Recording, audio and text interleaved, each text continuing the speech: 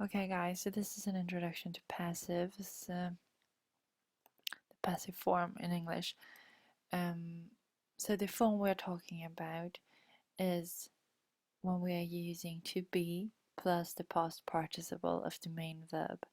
That is the third form. Like for example, we should have been told earlier, or a full investigation is currently being carried out. So we used the verb be, have been, or is being in this case, and then the past participle told and carried together. The passive is used to focus attention on the action or the person thing affected by the action rather than on the agent. The agent is the person thing that performs the action. So instead, for saying they jailed Smith for 3 years, we say that Smith was jailed for 3 years in order to focus attention on that Smith was actually jailed. Or in 5 people were killed in the accident. Instead of saying that the accident killed 5 people, we want to focus attention on that 5 people were actually killed in the accident. And if the agent is mentioned, it is mentioned by the preposition by.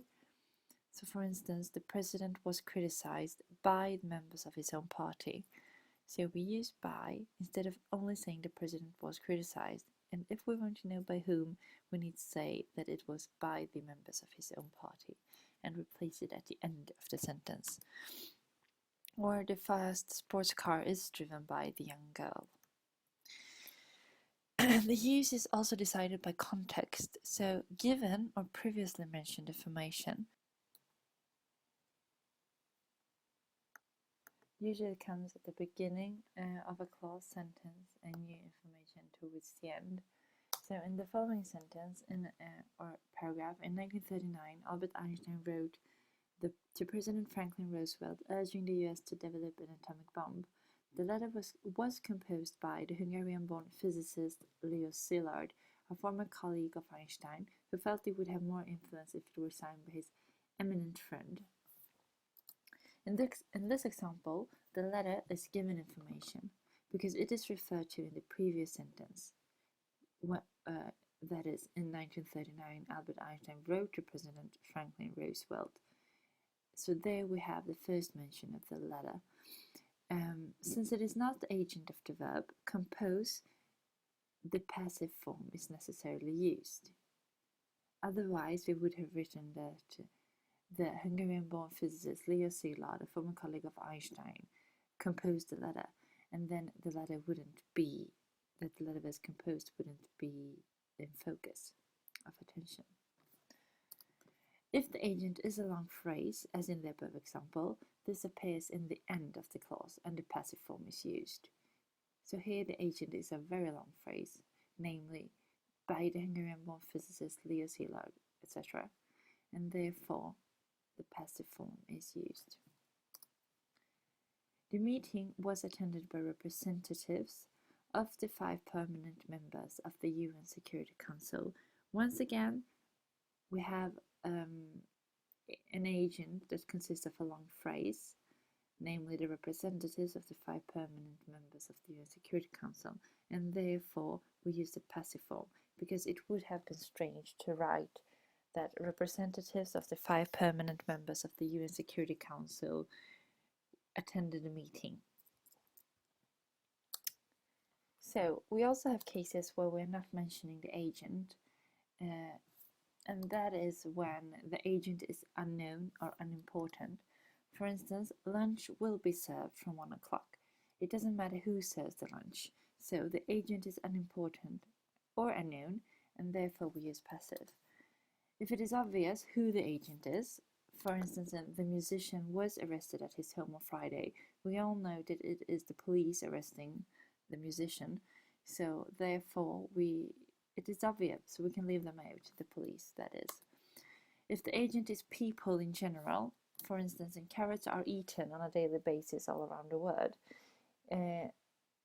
carrots are eaten by people in general, then we don't have to write it out. So we use the passive form instead. instead of saying people in general eat carrots on a daily basis, we say carrots are eaten on a daily basis. In order to avoid the use of you in official notes, we write unsold tickets must be returned by 16th August instead of writing you need to return or you must return your unsold tickets, etc. We have further passive constructions, for instance when the infinitive or perfect infinitive, grundform, which too can be used with certain verbs to give generalized opinions or facts. And verbs used in this way include allege, believe, consider, estimate, expect, know, report, etc. So for instance, we can say she is expected to make a statement later today. So we have the infinitive here. She's expected to make. To make is in its infinitive form. Or dogs are believed to have an extraordinary sense of smell. He is rumored to have sold it for a six-figure sum. Here we use the perfect infinitive, and in traffic is known to have caused millions of people's deaths. Also the perfect infinitive. We can use the have plus object plus past participle to show that the subject arranges for the action to be done by someone else. Where get is a more informal alternative to have. So I'm going to develop the photos myself, compared with I'm going to have or get the photos developed at a shop in the corner. Then I want to arrange for someone else to get the photos developed.